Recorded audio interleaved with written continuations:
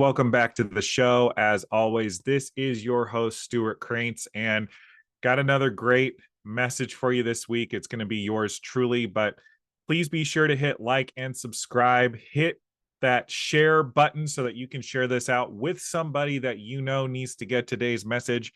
Again, cost of admission is totally free, but we are on a mission to support people in creating the best life of their dreams. So please do your part in sharing this show out for growth, for reach, and more importantly, for the people that you know and love.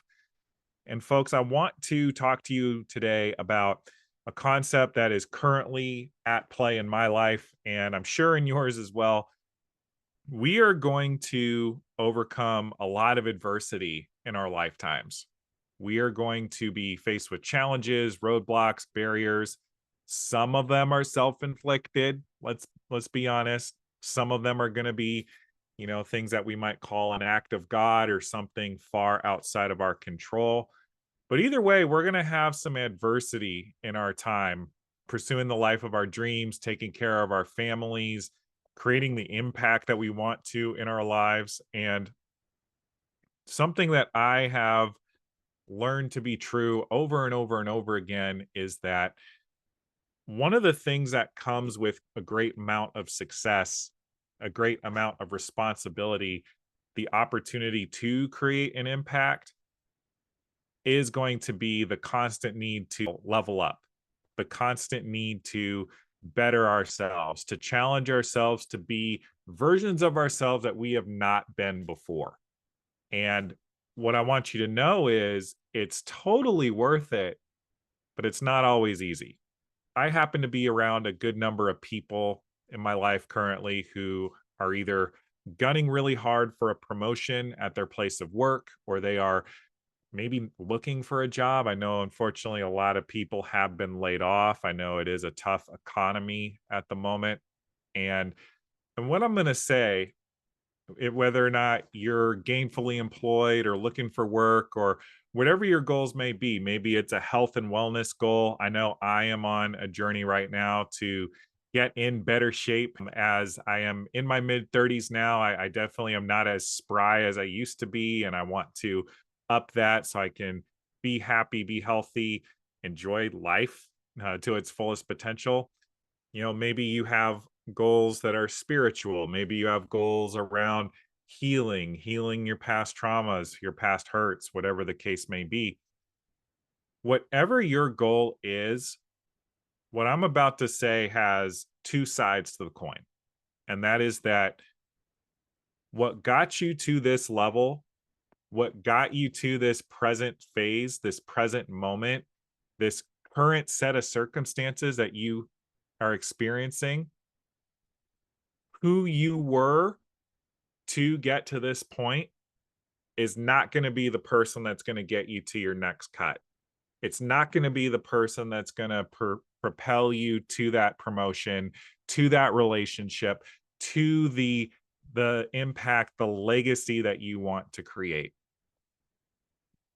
And with that said, the other side of that coin is that you have also overcome every single day that you have lived up to this point. You have lived successfully through every single day, through every single obstacle that has been placed in front of you up until this exact moment of you listening to this podcast episode. And so what I want you to hear is, I don't personally believe in the coaching that I do, that life is entirely about cracking the whip, go, go, go, do, kill, trample the weak, hurdle the dead, sleep when you're dead. I know that's a lot of you. I don't believe that that's the way to go about things. But to get where we want to go, we actually do need to look internally to see what it is in our heart, what it is about us that maybe is or is not working, that's going to propel us to the next cut, to that next level. And also, I want you to remember that you've overcome everything in your life up to this point, and you can absolutely overcome whatever is in the way for you at this time, whatever your set of circumstances may be. And so, what I want to talk about today is how to take that leap into your next cut, to hit that upper echelon in your business or with your children, your family, with your romantic partner, whatever the case may be. Let's just talk about that for a second. The very first way that we are able to take that leap, to take that next cut, is to look for feedback. Now, in past episodes, I've talked about SMART goals. I've talked about how important it is to have measurability around our goals so that we can know what is and is not working, because that which is measurable can be coached against. Measurability is just collecting data. And for our purpose today, it's collecting feedback on what is or is not working. So who do you know in your life that you can reach out to for feedback? How are you showing up in the world in a way that's either helping you towards your goals or is preventing you from getting there? How are you showing up in a way that is going to allow you to be the father of your dreams, the mother of your dreams, to have the family that you want to have that relationship? Who do you get to be? How are you showing up? And is that the person that is going to attract the partner? Is that the person that's going to show up in the relationship in a way that's going to keep it together when times are tough? These are the things we often don't stop and ask ourselves. My opinion is because we are so focused on the circumstances, we fail to look at our agency and our ability to create change in the moment, period. We often have more choices that we can make than what meets the eye. It might take some creativity, it might take thinking outside of the box. But when push comes to shove, when we're in a moment of stress, we typically have the ability to make a choice right in that moment. How do I want to handle this situation? I have a 10-year-old son, great kid, absolutely amazing kid. And you know what? He makes mistakes sometimes. Sometimes they're really frustrating for me as a dad, as a father figure. How do I want to parent him in a moment so that he knows that we need him to do something a little bit different, but that I still love him and support him and he's not a failure? That's a choice I get to make each and every moment, each and every time the opportunity presents itself. And I'm going to be rewarded with feedback based on how I do handle the situation. If I'm parenting in a way that comes across as harsh, I'm going to see it all over his face. I'm going to see it in the way he sulks off into the corner and goes and resentfully does whatever it is I ask him to do. But if I come with him from a more educational tone, from a place of love, like, hey, buddy, like, we need you to do this because can you please go do it? He may not want to do it, but he's not going to internalize it in a way that makes him think less of himself and about our relationship as a result. And that is the agency I'm talking about. It's being present to the moment, being cognizant of the feedback that we are generating, that I am generating in those interactions with Tucker, my son, because feedback is always present if we look for it. We are always generating feedback with the decisions that we make in the moment. Sometimes the feedback takes a little while to come back. Like maybe you send a text message to somebody that feels a little risky or a little heated if you're in an argument, but you're going to get the response back, and that's your feedback. How people respond to you is feedback. Heck, like when I reach out to folks to be on my show, their level of excitement to be on this podcast is a direct reflection of how I am showing up as a podcast host. That's how I look at things. And that has what has propelled me from losing what I thought was my dream career, being down and out for years, being miserable and depressed, to being somebody who's proud of himself when he looks in the mirror each and every day, having a family, being a husband, being a father, getting himself out of financial debt. Like, that's the journey I'm on, but dang it, I'm actually on track in a way that I wasn't before. And it's because I built the habit of looking for feedback, accepting feedback, and eventually getting it in my bones to stop and pause and find those moments where I have agency, where I can make a choice in a split second. In a split second, that's going to allow me to show up and be who it is I need to be, who I get to be in order to create what it is I want to create. Period. And I'm not perfect. I'm not going to sit here and act like I am the bastion of physical health. My diet is 100% on point. I like to have a drink with my wife after a long day of work. I like to get caught up on Netflix sometimes, right? Like, I slip up and can be a little angry towards my son. It happens. I'm not perfect. I'm not going to pretend to be perfect. And I also don't want you to feel like you have to be perfect either. But to use a baseball analogy, baseball teams play series of games. So an opposing team will come to a local stadium and they'll play 3 to 4 games across 3 to 4 days against the home team. They don't need to win all 3 or 4 of the games to win the series. If they win 3 out of 4 or 2 out of 3, that's a win. They win the series and then they go on to the next city and they do the same thing. You don't have to bat 1,000 all the time to move the needle, but you do need to win the day most times. You do need to win the moment most times. You do need to choose to make the right decision that is in concordance, that is consistent with what it is you say matters to you most of the time for you to have a chance. And the reason I'm spending time harping on this is because we are often such perfectionists with ourselves that we actually bully ourselves internally into making ourselves wrong because I said I was going to get up and go for a run today and I didn't because I accidentally slept through my alarm. Therefore, I suck. And then we end up not running the next day or the day after that because we're just re internalizing the belief that we're not worthy of the goals and the dreams that we want.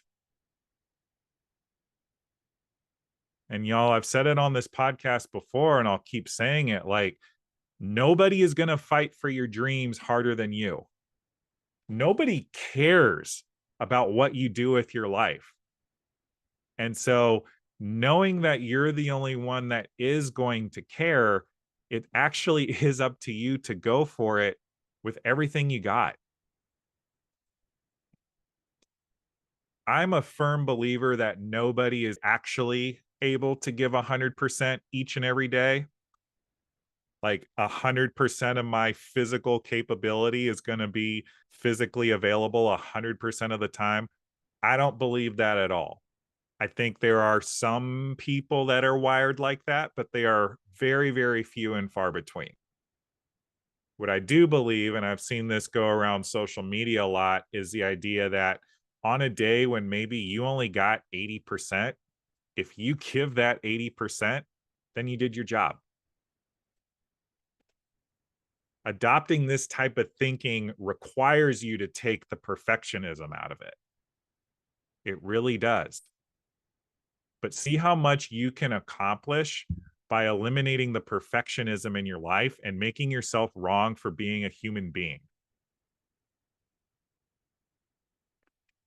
It's a both and. We get to both be maniacs on a mission for creating the life of our dreams, but we also get to not beat ourselves up along the way. We also get to not make ourselves wrong. And by the way, to bring this full circle, how often you make yourself wrong is feedback for your relationship with yourself. And I'm not saying this from a place of judgment, but I am saying it because I think a lot of people need to hear it. My internal dialogue with myself when I was on top of the world in quotes at the New York Yankees, like the most attractive I've ever looked on paper in terms of my life resume, I would never dare say out loud the stuff that I used to say to myself when I would botch a sales call, or if I would miss a sale because of a bad interaction with a fan, or whatever the case may be. Being that hard on myself put me in the hospital from the stress that I created for myself internally. And yeah, it was a very stressful job. I've chronicled it over and over again, 100+ hour weeks every single week, yada, yada, yada. But I made it so much worse for myself than it needed to be because of my perfectionism and really shooting myself in the foot with making myself believe I was incapable or that I was not deserving. I'm willing to believe a lot of people listening to this episode today struggle with the same thing. And if you do, you're not alone. We are infinitely hard on ourselves in ways that we don't deserve. You are doing better than you think, and definitely more than you probably give yourself credit for. So, what if you allowed yourself to enjoy the process? Instead of beating yourself up, what if you just allow yourself to enjoy the fact that you're learning, you're growing? Hey, I made a mistake today, but this is what I learned. Awesome. That is where we want to be with ourselves, in my opinion.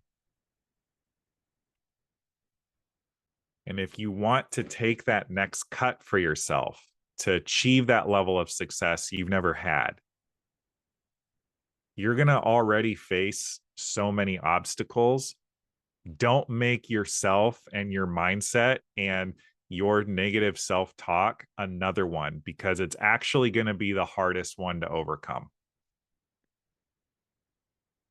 So treat the feedback that you're generating for yourself, the response, the way people respond to you, the results you're creating in your life. Treat that data as what it is: neutral feedback. 1 + 1 = 2. Because of A and B, therefore C. Don't assign your self-worth to it. Use it as data to make a new decision to reorient your next plan of attack, the next choices you're going to make. I know, y'all, that if I'm going to get in better shape, I am going to have to make some choices around my diet and making sure I'm exercising every day. It's objectively harder now that I'm in my mid 30s than it was in my 20s. Period. I can make myself wrong for the fact that maybe my knees hurt and I have lower back pain. Or I can look up things on the internet that are going to be like at home exercises or something else that I can do, that I can control on my own time to alleviate the pain so that I can keep moving forward towards my goal. So if you're listening to this and you've listened this far, whether you want to write a book or a screenplay, or you want to ask that person out on a date, or you want to start that nonprofit, go for it. Whatever setbacks you have hit to this point, just know that it's perfect. And it's perfect because you are not any less of a person for having generated that type of feedback for yourself. Now you just get to take it as the lesson, as the learning opportunity, as the gift that it is, that you have this data as to what is or is not working, and keep going. The world needs you and your gifts, and we all know the world can be a much better place than it is currently. We need your impact and we need you at your best. So, wherever you are listening to this, please don't stop going and know that it's going to take just a little bit more out of you than what you have previously created to get to this point. And I'm saying that all with love. This has been another episode of Your Inside Track to Success. As always, I am your host, Stewart Kraintz. We will be back next week with another amazing guest or message. We will see you then. But before we do, please hit like and subscribe and hit that bell icon so you can catch all of our content as it comes out over the following weeks. Thank you so much.